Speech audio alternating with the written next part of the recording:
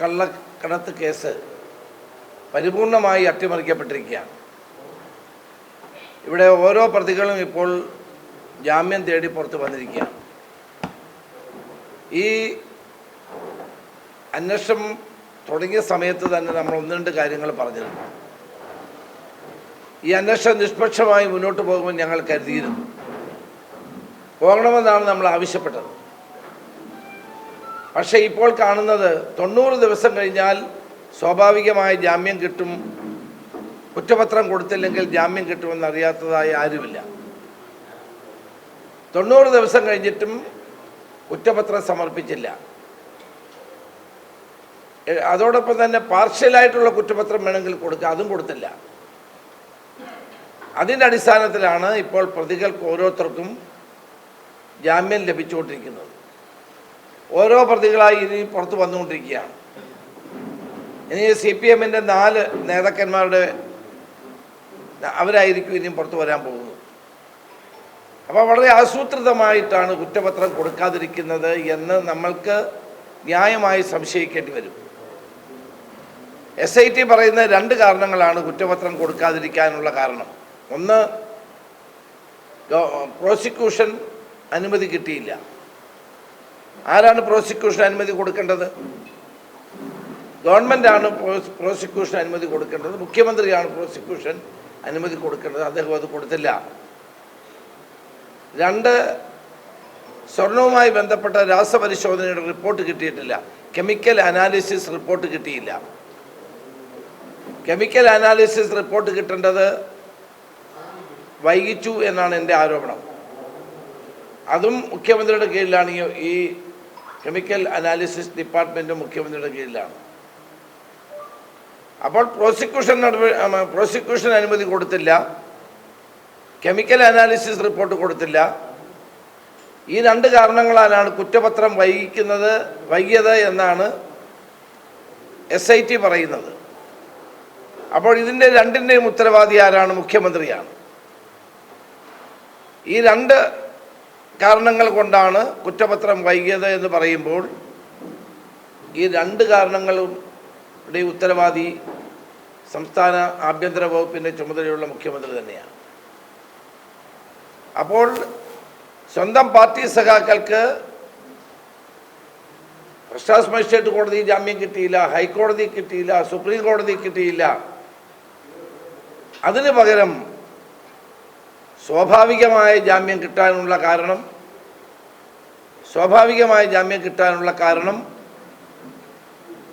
ഗവൺമെൻറ്റാണ്, SIT ആണ് എന്ന് വ്യക്തമായിരിക്കുകയാണ്. അപ്പോൾ ഇന്നലെ SIT പറഞ്ഞ ഈ 2 കാരണങ്ങൾ, ആ 2 കാരണങ്ങളുടെയും ഉത്തരവാദി കേരളത്തിൻ്റെ മുഖ്യമന്ത്രി തന്നെയാണ്. അതുകൊണ്ടാണ് ഞാൻ പറഞ്ഞത് ഈ ശബരിമലയിലെ സ്വർണ്ണ കളവ് കേസ് അട്ടിമറിക്കപ്പെട്ടിരിക്കുന്നു എന്നുള്ളത്. എല്ലാ പ്രതികളും പുറത്തിറങ്ങിയാൽ പിന്നെ കേസിനെ സ്വാധീനിക്കും. നമ്മുടെ നടിയെ ആക്രമിച്ച കേസിൻ്റെ നാൾവഴികൾ പരിശോധിച്ചാൽ പാർഷ്യലായ കുറ്റപത്രം അന്ന് സമർപ്പിച്ചിരുന്നു. പല കേസുകളിലും പാർഷ്യലായ കുറ്റപത്രം സമർപ്പിക്കാം. അപ്പോൾ ഫുള്ളായിട്ട് കുറ്റപത്രം നൽകാൻ കഴിഞ്ഞില്ലെങ്കിൽ പാർഷ്യലായ കുറ്റപത്രം കൊടുക്കാം. പിന്നെ ഫർദർ ഇൻവെസ്റ്റിഗേഷൻ്റെ അടിസ്ഥാനത്തിൽ വീണ്ടും കുറ്റപത്രം സമർപ്പിക്കാം. നമ്മുടെ ക്രിമിനൽ നടപടിക്രമ ചട്ടങ്ങൾക്കനുസരിച്ച് ഇതെല്ലാം നടത്താൻ കഴിയുന്നതാണ്. നടിയെ ആക്രമിച്ച കേസിൽ പ്രതികൾക്ക് ജാമ്യം കിട്ടാതിരിക്കാൻ വേണ്ടി എന്ത് ചെയ്തു? പാർഷ്യലായ കുറ്റപത്രം സമർപ്പിച്ചു. പിന്നീട് ഫർദർ ഇൻവെസ്റ്റിഗേഷൻ നടത്തി. ഫർദർ ഇൻവെസ്റ്റിഗേഷന് ശേഷം വീണ്ടും കുറ്റപത്രം കൊടുത്തു. ഇതൊക്കെ മിക്കവാറും ക്രിമിനൽ കേസുകളിൽ പോലീസ് ചെയ്യുന്ന സ്വാഭാവിക നടപടിയാണ്. ഈ ശബരിമല കേസിൽ മാത്രം എന്തുകൊണ്ട് അതുണ്ടായില്ല? ഈ ശബരിമല കേസിൽ പാർഷ്യലായ കുറ്റപത്രം സമർപ്പിച്ചിരുന്നെങ്കിൽ ഈ പ്രതികൾക്ക് ജാമ്യം കിട്ടില്ലായിരുന്നു.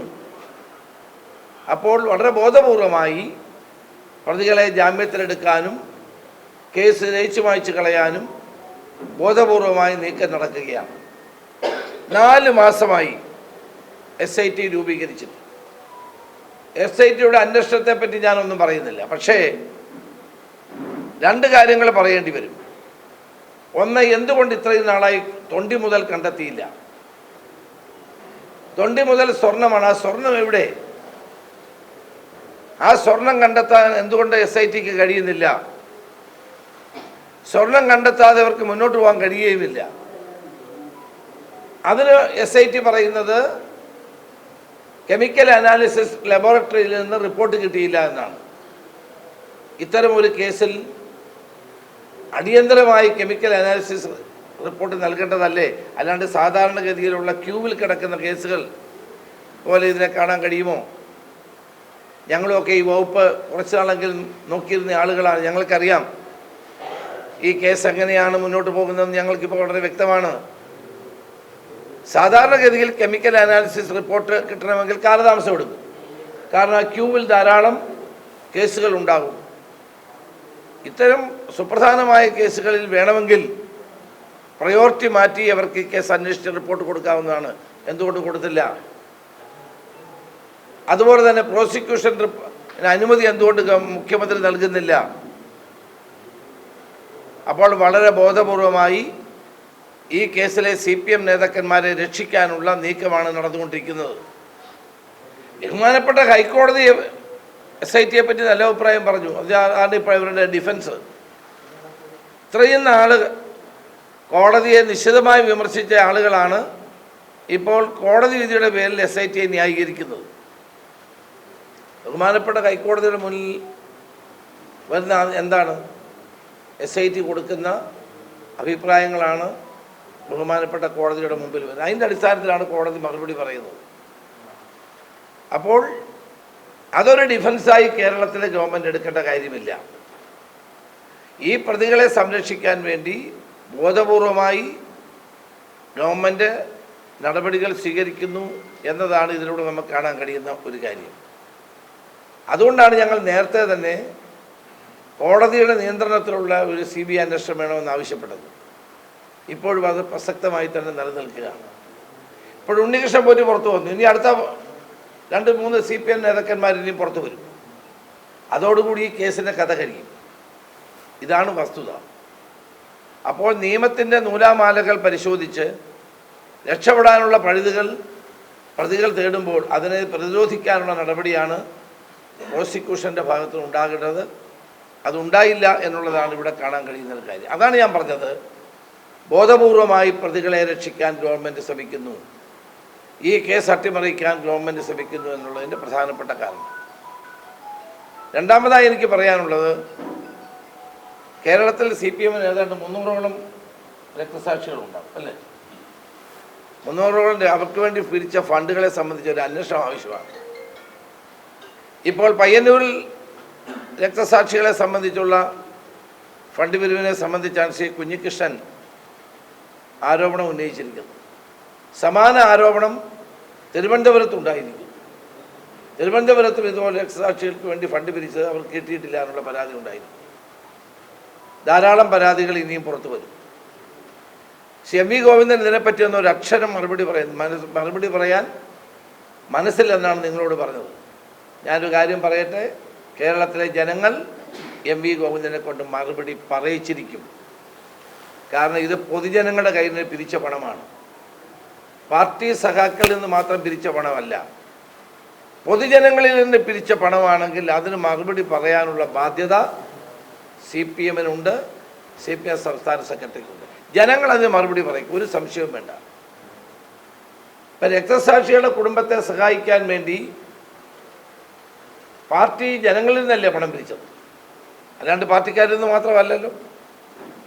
അപ്പോൾ അതുകൊണ്ട് തന്നെ അതിന് മറുപടി പറയാനും ജനങ്ങളുടെ മുമ്പിൽ അത് വിശദീകരിക്കാനുള്ള ബാധ്യത പാർട്ടിയുടെ സംസ്ഥാന സെക്രട്ടറിക്കില്ലേ? എത്ര ധാർഷ്ട്യത്തോടെയാണ് അദ്ദേഹം പറഞ്ഞത്, അതിന് മനസ്സില്ല എന്ന്. അങ്ങനെ ഒരു പൊതുപ്രവർത്തകന്, ഒരു രാഷ്ട്രീയ നേതാവിന്, പ്രത്യേകിച്ച് CPM സംസ്ഥാന സെക്രട്ടറിയെ പോലെയുള്ള ഒരാൾ അങ്ങനെ പറയുന്നത് ശരിയാണോ? അപ്പോൾ ഏതാണ്ട് 300 കോടി രൂപയോടെ അവർ പിരിച്ചു കാണുമല്ലോ. ഇങ്ങനെ ഓരോ രക്തസാക്ഷി കുടുംബത്തിനും ശരാശരി 1 കോടി രൂപ വെച്ച് കൊടുക്കുകയാണെങ്കിൽ ഒരു 300 കോടി രൂപയിലധികം CPM രക്തസാക്ഷികളുടെ കുടുംബങ്ങൾക്ക് വേണ്ടി കേരളത്തിലൊട്ടാകെ പിരിച്ചിട്ടുണ്ടാകും. അതിൻ്റെയൊക്കെ കണക്കിന് ഇപ്പോൾ തിരുവനന്തപുരത്ത് മരിച്ച ബന്ധു ഇന്നലെ കോൺഗ്രസിൽ ചേർന്നു. അയാൾ വിശദമായി കാര്യങ്ങൾ പറഞ്ഞു. അപ്പോൾ ഈ രക്തസാക്ഷികളുടെ ഫണ്ട് തട്ടുക എന്ന് പറഞ്ഞാൽ ഇതിനേക്കാൾ വലിയ ക്രൂരതയുണ്ടോ? ഇതിനേക്കാൾ വലിയൊരു ക്രൂരതയുണ്ടോ? പാർട്ടിക്ക് വേണ്ടി ജീവൻ ബലിയർപ്പിച്ച ആ രക്തസാക്ഷികളുടെ ആത്മാവേദനയോട് പൊറുക്കുമോ? ഇതുവരെ എന്തുകൊണ്ടാണ് പയ്യന്നൂർ സംഭവവുമായി ബന്ധപ്പെട്ട് കുഞ്ഞികൃഷ്ണൻ വിശദീകരിച്ച കാര്യങ്ങൾക്ക് മറുപടി അവർ പറയാത്തത്? എന്തുകൊണ്ടാണ് സംസ്ഥാന സെക്രട്ടറി മറുപടി പറയാതെ ഒഴിഞ്ഞു മാറുന്നത്? അപ്പോൾ ഭരണത്തിൻ്റെ തണലിൽ വൻതോതിലുള്ള സാമ്പത്തിക സമാഹരണം നടത്തിയിട്ട് അത് തട്ടിപ്പും വെട്ടിപ്പും നടത്തി എന്നുള്ള കാര്യങ്ങൾ ഉത്തരവാദിത്തപ്പെട്ട ഏരിയ കമ്മിറ്റി സെക്രട്ടറി ആയിരുന്ന കുഞ്ഞികൃഷ്ണൻ പുറത്തു പറയുമ്പോൾ അതിൻ്റെ വസ്തുതാപരമായ കാര്യങ്ങൾ ജനങ്ങളോട് വിശദീകരിക്കാനുള്ള ബാധ്യത CPM സംസ്ഥാന സെക്രട്ടറിക്കില്ലേ, പാർട്ടിക്കില്ലേ? അപ്പം ഇതെല്ലാം ജനങ്ങൾ കാണുന്നുണ്ട് എന്നുള്ള വസ്തുത CPM മനസ്സിലാക്കണമെന്നാണ് എനിക്ക് പറയാനുള്ളത്. ഇനിയും ഇതുപോലെ ധാരാളം രക്തസാക്ഷി ഫണ്ടുകൾ മുഖ്യ കേസുകൾ വരാനുള്ള സാധ്യതയുള്ളത് കൊണ്ടാകാം ഗോവിന്ദൻ മാസ്റ്റർ ഈ കാര്യത്തെപ്പറ്റി മറുപടി പറയാതെ ഒഴിഞ്ഞു മാറുന്നു. സർക്കാർ പറയുന്നത് ഈ അന്വേഷണം കോൺഗ്രസിന്റെ കാലത്തിലേക്ക് കൂടി നീളുന്നത് കൊണ്ടാണ് കുറ്റപത്രം വൈകുന്നത് എന്നുള്ളതാണ്. കോൺഗ്രസ് നേതാക്കളിലേക്കും അന്വേഷണം പോകുന്നു, അതുകൊണ്ടാണ് കുറ്റപത്രം വൈകുന്നത്. ഈ 4 മാസമായിട്ട് എന്തുകൊണ്ടെന്നാൽ പിന്നെ കോൺഗ്രസ്സുകാരെ പറ്റി അന്വേഷിച്ചില്ല?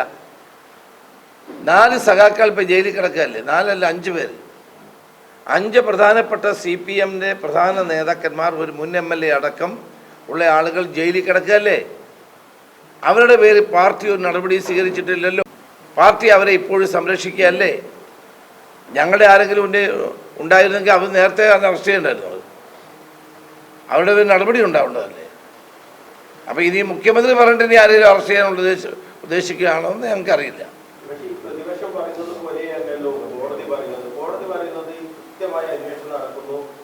സ്വാഭാവിക ജാമ്യം കിട്ടിയാൽ അത് കേസിനെ ഒരു തരത്തിലും ബാധിക്കില്ല, അന്വേഷണം കൃത്യമായി മുന്നോട്ട് പോകുന്നുണ്ട്, ഇതൊക്കെയാണ് കോടതി പറയുന്നത്. അതിൻ്റെ കാരണം എന്താണെന്ന് വെച്ചാൽ ഞാൻ കോടതിയെ കുറ്റപ്പെടുത്തുകയല്ല. കോടതിയുടെ മുന്നിൽ വരുന്നത് എന്താണ്? SIT കൊടുക്കുന്ന റിപ്പോർട്ടാണ്. ആ റിപ്പോർട്ടിൻ്റെ അടിസ്ഥാനത്തിലാണ് കോടതി അഭിപ്രായം പറയുന്നത്, അല്ലാണ്ട് കോടതി സ്വമോട്ടോ അഭിപ്രായം പറയുന്നതല്ല. ഞാനതാ പറഞ്ഞത്, ഇത് കുറ്റപത്രം കൊടുക്കാതിരിക്കാൻ 2 കാരണമാണ് പറഞ്ഞത്. ഞാൻ വിശദീകരിച്ചു. ഒന്ന്, കെമിക്കൽ അനാലിസിസ് റിപ്പോർട്ട് കിട്ടിയിട്ടില്ല. 2, ഗവൺമെൻറ് പ്രോസിക്യൂഷൻ അനുവാദം കൊടുത്തില്ല. ഇത് 2 മുഖ്യമന്ത്രിയുടെ കീഴിലാണ്, ഇത് 2 ആഭ്യന്തര വകുപ്പിൻ്റെ കീഴിലാണ്.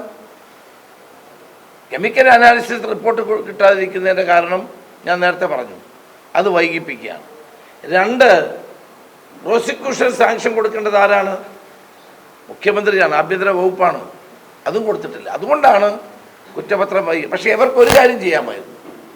നടിയെ ആക്രമിച്ച കേസിൽ ചെയ്തതുപോലെ പാർഷ്യലായ കുറ്റപത്രം കൊടുക്കാമായിരുന്നു. പിന്നീട് ഫർദർ ഇൻവെസ്റ്റിഗേഷൻ നടത്തി വീണ്ടും കൊടുത്താൽ മതി. നടിയെ ആക്രമിച്ച കേസിൽ അതുകൊണ്ടാണ് അന്ന് പ്രതികൾക്ക് ജാമ്യം കിട്ടാതെ പോയത്. 90 ദിവസം വരെ കുറ്റപത്രം കൊടുത്തില്ലെങ്കിൽ ജാമ്യം കിട്ടുമെന്ന് ആർക്കാണ് അറിയാൻ പാടില്ലാത്തത്? ഇത്രയും പ്രമാദമായ ഒരു കേസിൽ കേരളത്തിലെ ഭക്തജനങ്ങളുടെ വികാരങ്ങളെ, കോടിക്കണക്കിന് അയ്യപ്പ ഭക്തന്മാരുടെ വികാരങ്ങളെ വ്രണപ്പെടുത്തിയ ഒരു കേസിൽ ഏറ്റവും പ്രധാനപ്പെട്ട പ്രതികൾ മുഴുവൻ ജാമ്യം കിട്ടി പുറത്തു വരുമ്പോൾ സ്വാഭാവികമായി ജനങ്ങളുടെ മനസ്സിൽ ആശങ്ക ഉണ്ടാവില്ലേ? ആ ആശങ്കയാണ് ഞങ്ങളിവിടെ പ്രകടിപ്പിക്കുന്നത്.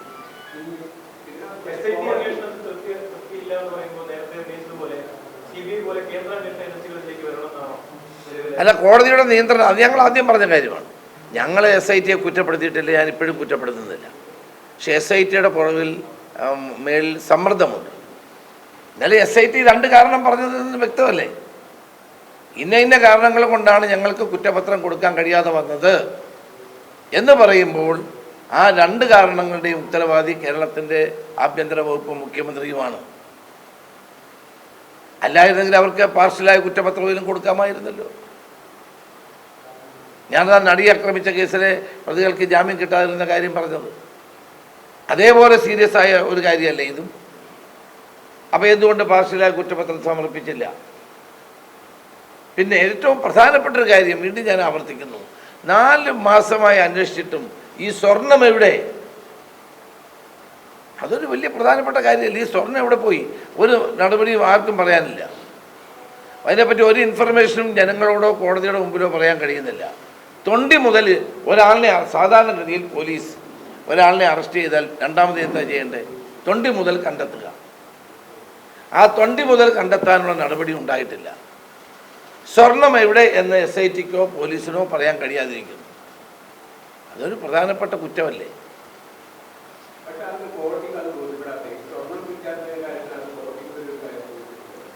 ഞാൻ പറഞ്ഞല്ലോ, കോടതിക്ക് എന്താ ബോധ്യപ്പെടാത്തതെന്ന് വെച്ചാൽ കോടതിയുടെ മുമ്പിൽ കൊടുക്കുന്ന SIT കൊടുക്കുന്ന റിപ്പോർട്ട് മാത്രം.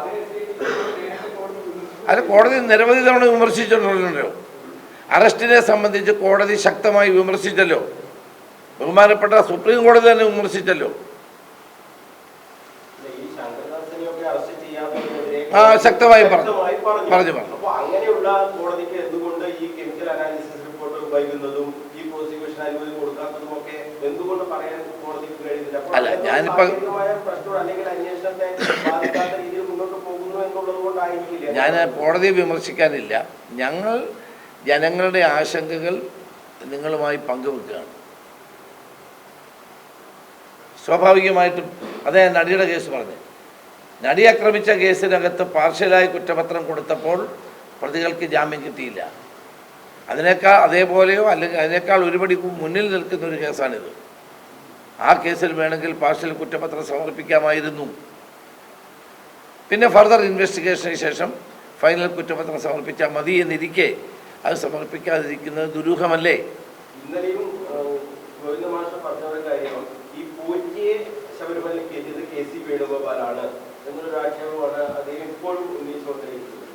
അദ്ദേഹം ദേവസ്വം മന്ത്രിയായിരുന്ന കാലത്താണ് അത് ഗോവിന്ദൻ മാസ്റ്ററുടെ അറിവില്ലായ്മ കൊണ്ട് പറയുന്നതാണ്. ഞങ്ങളാരും അതിനു വേണ്ടിയിട്ട് കൂട്ടുന്ന ആളുകളൊന്നുമല്ല. ഗോവിന്ദൻ മാസ്റ്ററുടെ അറിവില്ലായ്മ കൊണ്ട് പറയുന്നതാണ്. ഇതിപ്പോൾ ആദ്യമായിട്ടാണ് ഞാനിത് കേൾക്കുന്നത്, അദ്ദേഹം ഇത് പറയുന്നത്. അത് വസ്തുതകൾ മറച്ചു വെക്കാനും ആളുകളെ തെറ്റിദ്ധരിപ്പിക്കാനും വേണ്ടി പറയുന്ന കാര്യമാണത്.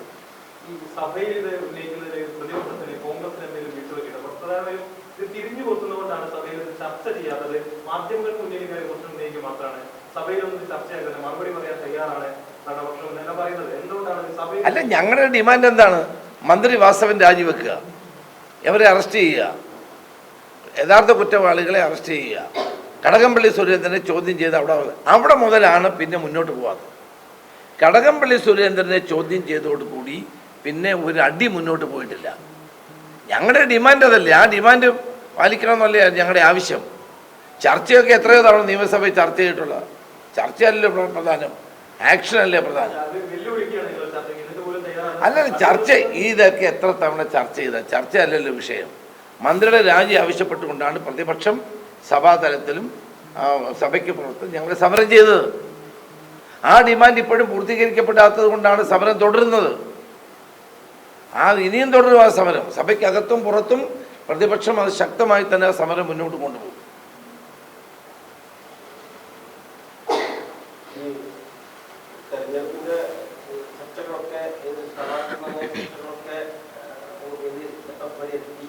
ഘടകകക്ഷികളുമായിട്ടുള്ള സംസാരം തുടർന്നുകൊണ്ടിരിക്കുകയാണ്. വൈകാതെ അത് പൂർത്തീകരിക്കും. അത് കോൺഗ്രസിൻ്റെ സ്ഥാനാർത്ഥി നിർണ്ണയത്തിൻ്റെ പ്രോസസ്സ് നടന്നുകൊണ്ടിരിക്കുകയാണ്. നമ്മുടെ screening committee chairman Madhusudana Mistry കഴിഞ്ഞ ദിവസം ഉണ്ടായിരുന്നു. എല്ലാ DCC പ്രസിഡന്റുമാരുമായിട്ടും പ്രധാന നേതാക്കളുമായിട്ടും സ്ക്രീനിങ് കമ്മിറ്റി ചർച്ച ചെയ്യുകയാണ്. വൈകാതെ സ്ഥാനാർത്ഥി നിർണ്ണയം ഉണ്ടാകും എന്നുള്ളതാണ് ഞങ്ങളുടെ പ്രതീക്ഷ.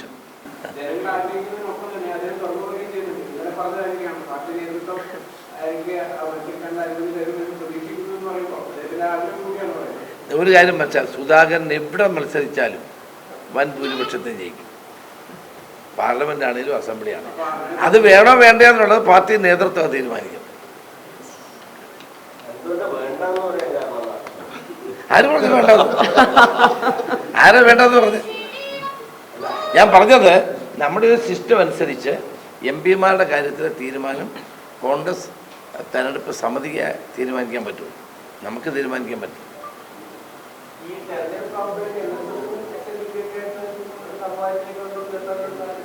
ഞങ്ങൾ അവരുമായിട്ട് നമുക്ക് തർക്കമൊന്നുമില്ല. അവരുമായിട്ട് ഒരു പ്രശ്നമില്ല. അവരുമായിട്ടൊന്നും ഒരു തർക്കവും ഞങ്ങൾക്കില്ല.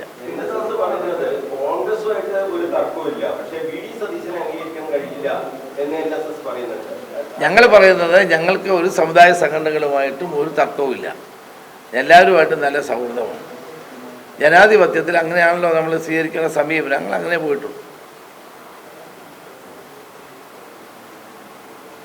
ഈ യാത്രയോടുകൂടി കേരളത്തിന്റെ രാഷ്ട്രീയ ചിത്രം ആകെ തീർച്ചയായിട്ടും പ്രതിപക്ഷ നേതാവ് വി ഡി സതീശൻ നയിക്കുന്ന ആ യാത്ര കേരളത്തിൽ വൻപിച്ച രാഷ്ട്രീയ മാറ്റത്തിന് തുടക്കം കുറിക്കും.